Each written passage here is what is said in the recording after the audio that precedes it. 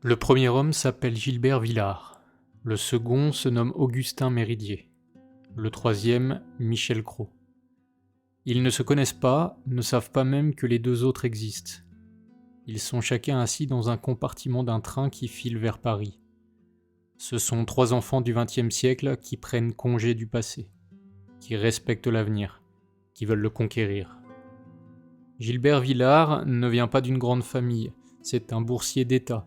Son père est mort, sa mère est morte. Il vit chez son oncle, monsieur Henriot, qui a une fille du même âge que lui nommée Renée.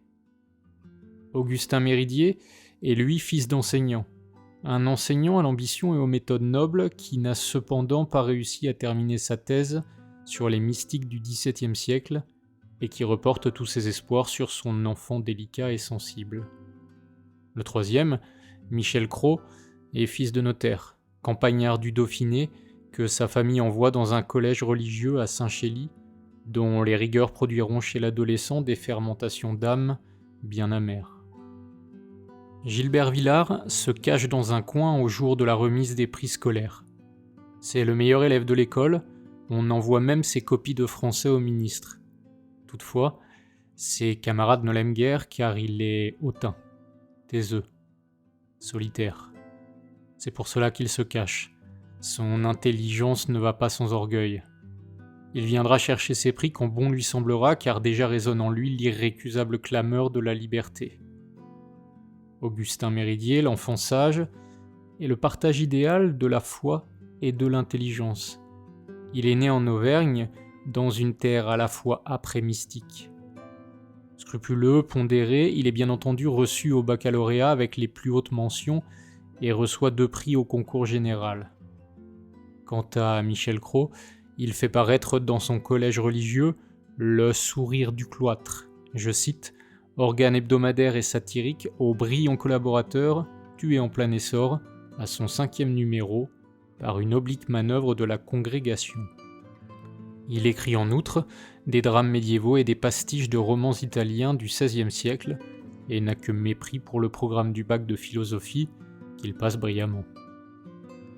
Voilà les 3 génies qui arrivent à la capitale. Ils aspirent à la grandeur et ne se doutent pas encore qu'ils la côtoieront, ainsi que diverses formes de déchéance. L'art, la littérature, la philosophie, la foi, l'amour bien sûr. Les 3 bourgeons du nouveau siècle, qui se rêvent déjà vieux chênes, vont se confronter à tout cela avec des fortunes diverses et complémentaires. D'ailleurs, ils viennent de poser un pied sur le quai. Les voilà enfin face à leur destin. Gilbert Villars, le héros de L'Ordre de Marcel Arlan, publié en 1929, prix Goncourt de la même année, feint l'indifférence dans les rues inconnues, va commander un café mais ne connaît pas l'expression un noir, alors on se moque déjà de lui. Augustin Méridier, le héros d'Augustin ou le maître est là, de Joseph Malègue, publié en 1933, est mieux accueilli par la capitale. Son père, qui l'a accompagné, le conduit devant les grands hommes du Panthéon. Michel Cros, enfin, le héros des 2 étendards de Lucien Rebattet, publié en 1952, jure devant tant de beauté et songe déjà à devenir dandy par la tenue, sans oublier de laisser traîner un œil gourmand sur les femmes qui passent. Ils sont là, dans des temps où la foi vacille, ressemble à une vieille dame voûtée devant ces déesses nouvelles que sont la liberté, les sciences positives et l'art. Bientôt, ils vont se former et se déformer. Ne reste qu'à les suivre dans leurs errances.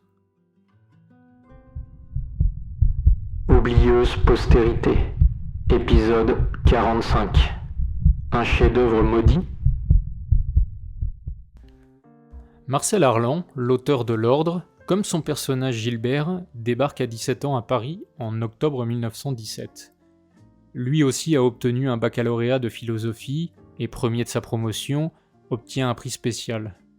Il est inscrit à la Sorbonne, mais c'est un paysan. Tout ici lui est inconnu, des usages aux discussions, des tenues vestimentaires aux couloirs de l'université. Or, Arlan s'adapte vite et mime l'indifférence. À Paris, il convenait de ne jamais paraître surpris, remarque Gilbert Villard dès sa rencontre capitale, à la Rotonde, avec un certain Philippe d'Écugy. Toutefois, intérieurement, le malaise grandit. La route est obscure, pour reprendre le titre d'un de ses premiers textes. Si obscure qu'elle fait naître en lui une sorte de violence, de désespoir. La Grande Guerre est terminée, les pertes sont énormes, mais la jeunesse a gagné quelque chose d'affolant. La liberté. La liberté si totale qu'elle en devient une malédiction quand on ne parvient pas à l'utiliser correctement. À cet égard, Marcel Arlan est l'exact miroir de son époque, le premier grain d'un proto-existentialisme qui le mène vers le dadaïsme, puis le surréalisme, tout comme Gilbert, son personnage, tout comme Michel, celui de Lucien Rebattet. Il est subjugué par les violences des textes, mais déçu par leur nihilisme. Dada et le surréalisme détruisent, mais ne construisent rien. Ces impressions se retrouvent dans l'ordre, puisqu'il est question de réunions de groupe qui commencent par des discussions et se finissent en pugilat, comme la réunion hommage à Saint-Paul Roux des surréalistes en 1925, durant laquelle Michel Leiris fut défenestré. À René Crevel et aux autres atomiseurs de morale, Arlan préfère bientôt Jean Paulhan, qu'il rejoint à la NRF en 1922 et dans laquelle il publiera nombre d'articles. Son premier concernait État civil de Pierre Drieux-La Rochelle, le plus connu, apparu en février 1924, et s'intitule « Sur un nouveau mal du siècle », dans lequel il confronte la destruction à la création, l'infinie liberté et les responsabilités qu'elles imposent, les impasses littéraires et les moyens d'en sortir, avant de conclure que la perte progressive de Dieu doit conduire à l'homme et à son drame. C'est de ce nouveau mal du siècle que sont victimes Gilbert Villard, Augustin Méridier et Michel Cros, et tant d'autres que j'ai laissés de côté. Gilbert se renferme, devient hargneux, renonce à suivre ses cours à la Sorbonne. À la place, il se promène jusqu'à défaillir, se punit pendant des jours, finit par accepter d'écrire des dépêches à l'Humanité, se bat en duel avec un critique d'art, et intègre finalement la rédaction d'une nouvelle revue nommée La Bataille. Là, après des articles plus ou moins insipides, un jour de crise, il se décide à écrire sans chercher le sens, à écrire à l'encre des tripes. L'article devient une sorte de confession. D'Écugis, son ami, lui dit qu'il attendait ce ton depuis longtemps, que ce ton est précisément celui de la liberté. Gilbert le reprend pour ses prochains articles, dans Bataille. Bientôt, on les remarque. Villard n'est plus un inconnu. On le respecte et on le craint, notamment parmi les politiques qu'il n'épargne pas. On croit néanmoins en haute sphère que le jeune homme finira par se calmer. Il sera mis au pas. D'autant plus que Gilbert Villard a un frère très influent, de 10 ans son aîné, médecin du président de l'Union démocratique, lui-même député, Justin Villard, qui vient de se marier avec Renée, leur cousine.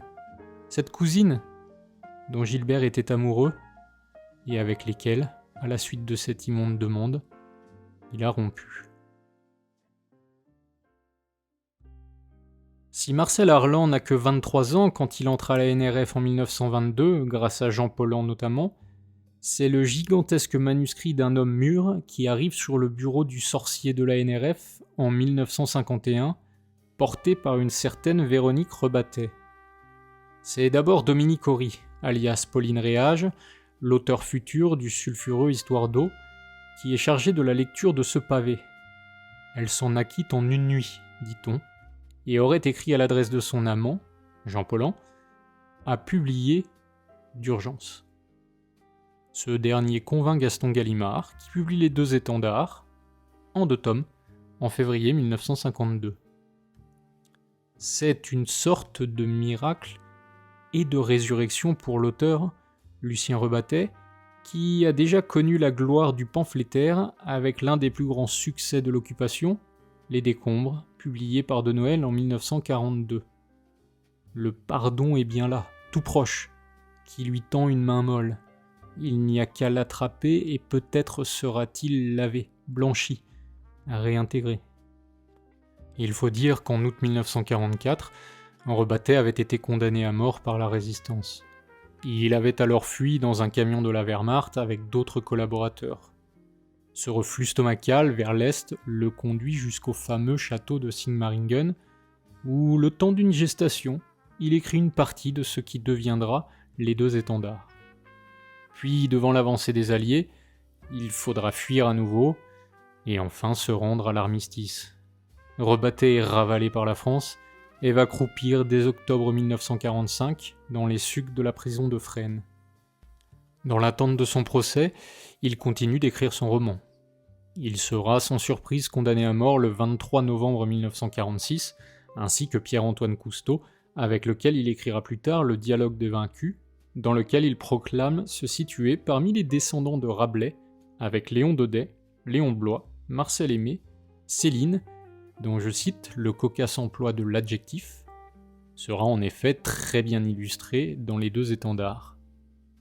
Sa condamnation à mort sera commuée en travaux forcés à perpétuité le 12 avril 1947 par le président Auriol. Lucien Rebattet est gracié, aidé en ce sens par une compagne dont les signataires furent entre autres Jean Paulhan et Albert Camus, aidé aussi par l'exécution de Robert Brasillac, le 6 février 1945, qui sauva tous ceux qui vinrent après lui, ce que Rebattet reconnaît volontiers. En 1949, il devient bibliothécaire de la prison de Clairvaux et peut enfin terminer le manuscrit des 2 étendards. Quand le roman de 1300 pages paraît en février 1952, son auteur est encore en prison, ne la quittant qu'en juillet de la même année. Les recensions dans la presse sont négligeables. 1300 pages d'un fasciste.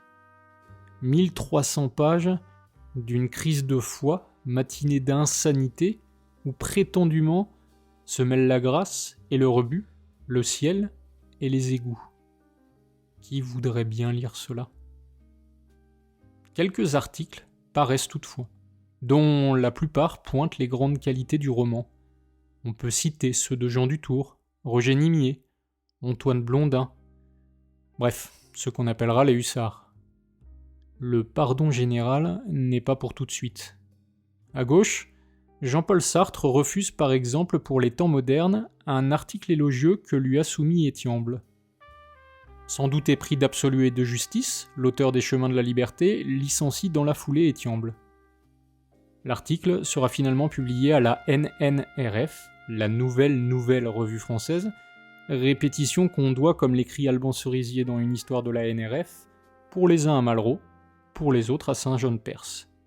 Il faut se rappeler que la revue a cessé de paraître une décennie, de 1943 à 1953. Combat, le journal historique de Piat et Camus, désormais tenu par Louis Poels, refuse un article de Marcel Arlan. La table ronde, un article de Claude Elsen. On commence alors à parler d'une conspiration du silence, d'un chef-d'œuvre maudit. Terme que reprend Pascal Ifry dans son dossier des 2 étendards, qui explique en détail le destin de l'œuvre. Ainsi, si l'on ne peut nier la puissance de ce silence, qui n'est après tout que le négatif du rugissement terrible des décombres, peut-on nier que les 2 étendards soient un chef-d'œuvre ? Cela me paraît à peu près certain. Augustin ou le maître est là de Joseph Maleg est aussi un roman de formation. Il y est, tout comme dans les 2 étendards, ardemment question de théologie. À l'instar des 2 premiers, le roman est fortement imprégné de l'existence de son auteur, très bon élève, étudiant de Bergson, qui échoua toutefois 2 fois au concours de Normal Sup. Maleg hésitera ensuite entre médecine et philosophie et choisit finalement le droit. Il écrit à cette époque, vers 1910, des articles dans la revue Les Contemporains qui concernent Hippolyte Taine, Edgar Allan Poe, Théodore Rousseau, écrit aussi des pièces de théâtre, comme le Michel Cros de Rebattet. Son roman contemporain favori est Le Disciple de Paul Bourget, dont les thèmes seront repris dans Augustin. Comme tous, il aime Proust, sans l'adouber complètement, écrivant dans ses carnets, selon Elizabeth Michael, qui lui a consacré un ouvrage, Proust n'a jamais poussé à fond le sentiment. il s'intéresse au mécanisme du début, comme il naît, et aussi de la fin, mais pas le chaud centre. Commentaire plutôt judicieux de celui qui sera peut-être l'auteur français le plus comparé à Proust, sans que l'on s'en rappelle, après la parution d'Augustin, dont certaines réminiscences, certaines redécouvertes olfactives, en font en effet le frère mystique du narrateur de la recherche du temps perdu. Mais la grande différence entre les deux écrivains, écrit Elizabeth Michael, est que Maleg applique la méthode proustienne à un sujet qui en vaut la peine, à des âmes nullement médiocres vivant dans une atmosphère pleinement chrétienne. Derrière la gifle cinglante dont longtemps Proust se serait rappelé, se cache pourtant une intuition qui n'est pas que de la mauvaise foi. La plus grande faiblesse de Proust est dans son milieu, même si l'on goûte particulièrement sa douce ironie, milieu qui souffre d'une horizontalité lassante. Maleg, en situant son Augustin entre ciel et terre, pour reprendre le titre de la somme théologique de Léon Bopp, dont d'ailleurs le crime d'Alexandre le Noir aurait parfaitement pu être comparé aux 3 autres romans, Maleg donc applique son style et ses analyses à un homme divisé entre science et foi, qui fait dire à l'auteur que, je cite, « La spéculation contemporaine comporte ainsi une sorte de descente de l'âme, des sommets de l'abstraction jusqu'au sol ferme de l'expérience, ce qui risque bientôt de faire exproprier la métaphysique par la science. » C'est cette tendance de l'intelligence contemporaine qui conduira peu à peu Augustin à la perte de la foi dans un long et beau chapitre d'errance physique, morale et intellectuelle, rejoignant donc, dans ce nouveau monde sans Dieu, Michel Cros et Gilbert Villard. Si le roman passe d'abord inaperçu, c'est une critique du 16 juin 1933 qui lance l'auteur. Le jury que préside M. Henri Bordeaux, de l'Académie française, vient de décerner le prix de littérature spiritualiste à M. Joseph Maleg pour un roman d'idées intitulé Augustin ou le maître est là. C'est une véritable révolution. En un temps où l'on abuse tellement des grands mots, on hésite à prononcer celui de chef-d'œuvre. On ne se trompe pas, du moins, en tenant Augustin ou le maître est là pour une œuvre de premier ordre et en saluant en elle ses prémices qui annoncent un maître. Le 23 décembre 1933, Gaston Gallimard écrit à Maleg. « J'ai lu votre grand livre intitulé Augustin ou le maître est là. Je le trouve remarquable et je tiens à ce que vous sachiez que j'aurais été fier d'en être l'éditeur. Je vous serais très reconnaissant de me tenir au courant de vos projets afin d'éditer vos prochains livres si vous n'êtes pas lié par contrat. Je serais très heureux, de toute occasion, d'entrer en relation avec vous. » Ce sont ensuite Flammarion, les éditions du Cerf, Desclés de Brouwer qui sollicitent les futurs manuscrits de l'auteur. Fort de ce succès, Maleg entreprend une tournée de conférences. D'autres auteurs ou professeurs font de même à propos d'Augustin. Léopold Delevaux écrit 6 études sur le réalisme dans le roman français contemporain, disséquant successivement Marcel Proust, Alain Fournier, Georges Bernanos, François Mauriac, et enfin Joseph Maleg, qu'il estime supérieur à Proust.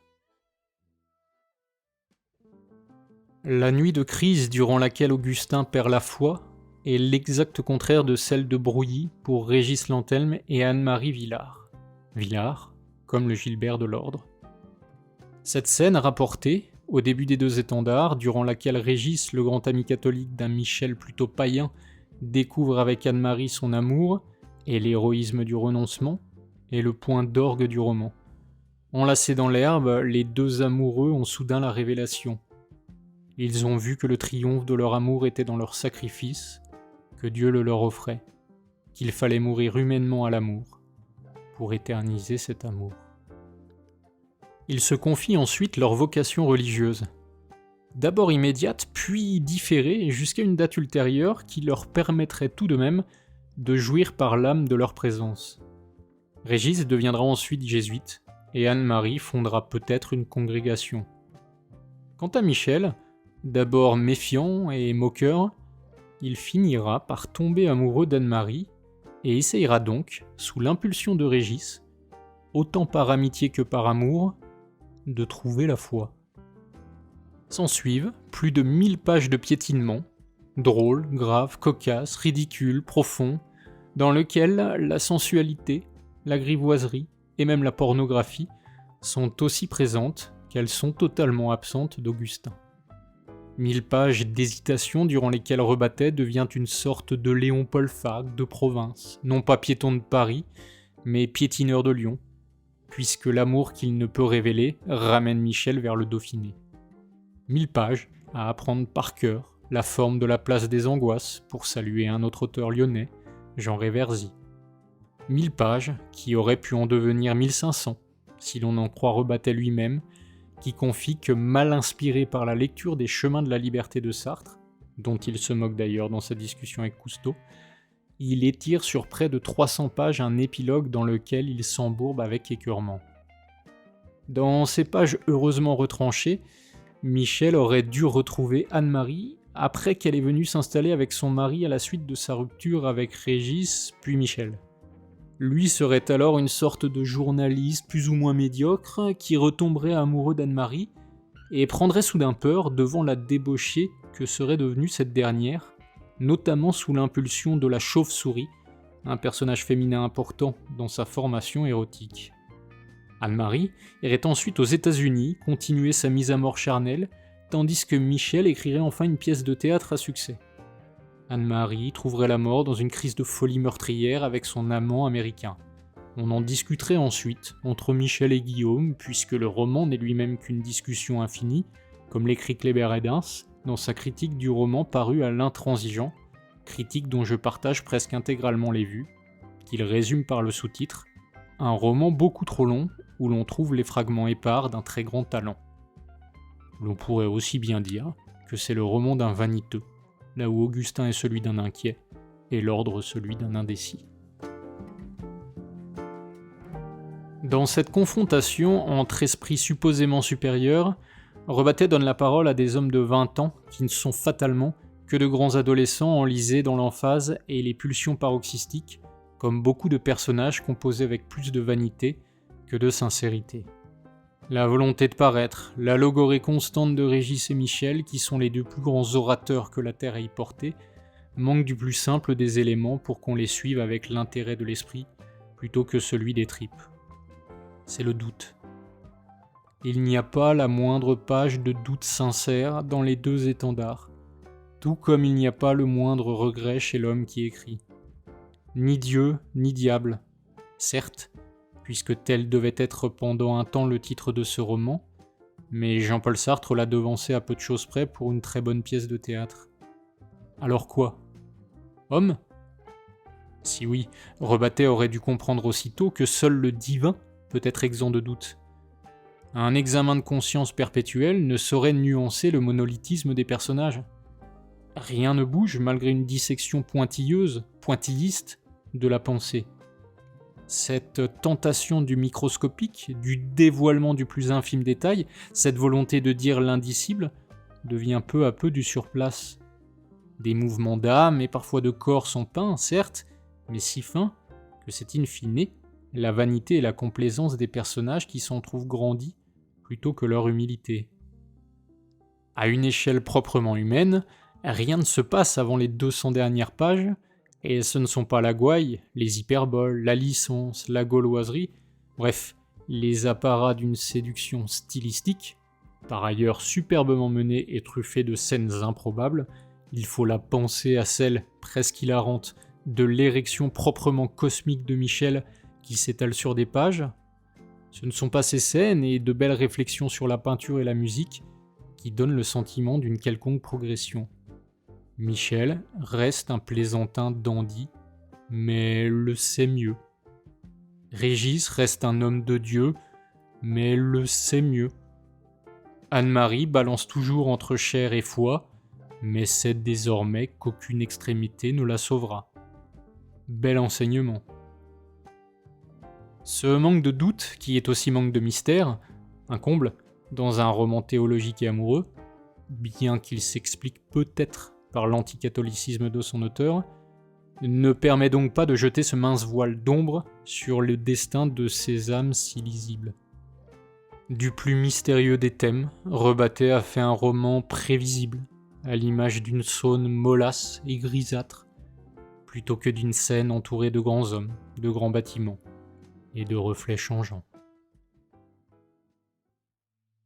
Bien différent est l'Augustin de Malègue, qui donne à voir ce véritable doute et les ombres jetées sur une âme.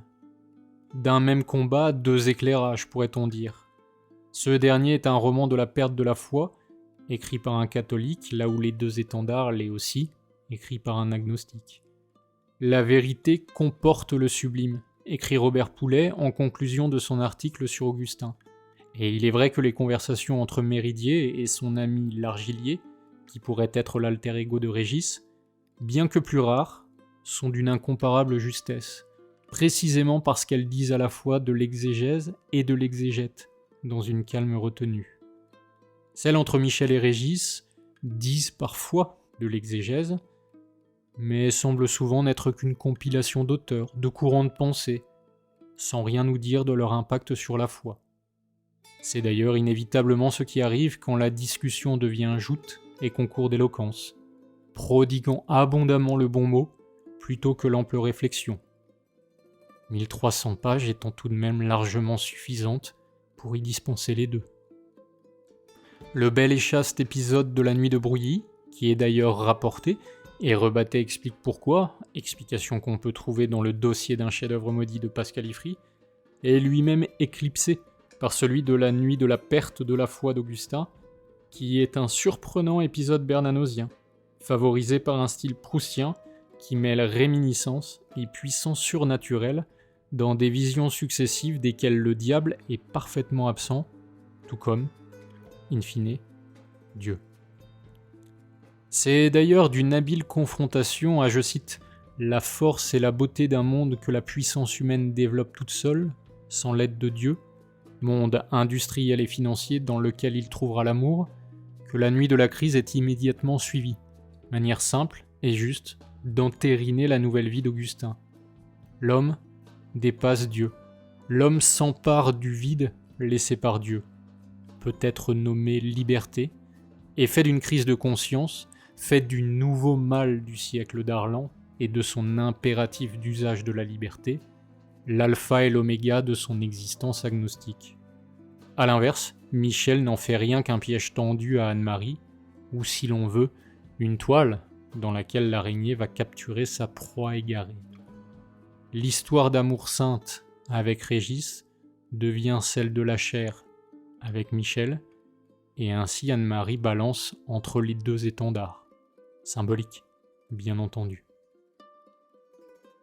Mais là encore, il faut conclure avec Philippe d'Écugis, après que Gilbert Villars, le héros de l'ordre, lui ait confié que les femmes commettaient toujours, je cite, le pire péché, le seul péché. Elles mêlent les choses du corps à celles de l'âme. Il faut conclure, simplement, donc, avec d'Écugis. Ces conversations d'hommes sur les femmes sont toujours sottes. Il m'a fallu bien de la tempérance pour résister à l'envie d'écrire très différemment cet épisode. À l'origine, je voulais opposer Les Deux Étendards au Figuier maudit d'Antoine Giacometti, publié 1 an plus tard, roman métaphysique, amoureux, théologique, auquel j'ai déjà consacré un épisode, afin de montrer à quel point le Figuier maudit lui est supérieur. Je ne saurais dire exactement ce qui m'a retenu. La peur, peut-être, pour reprendre la blague.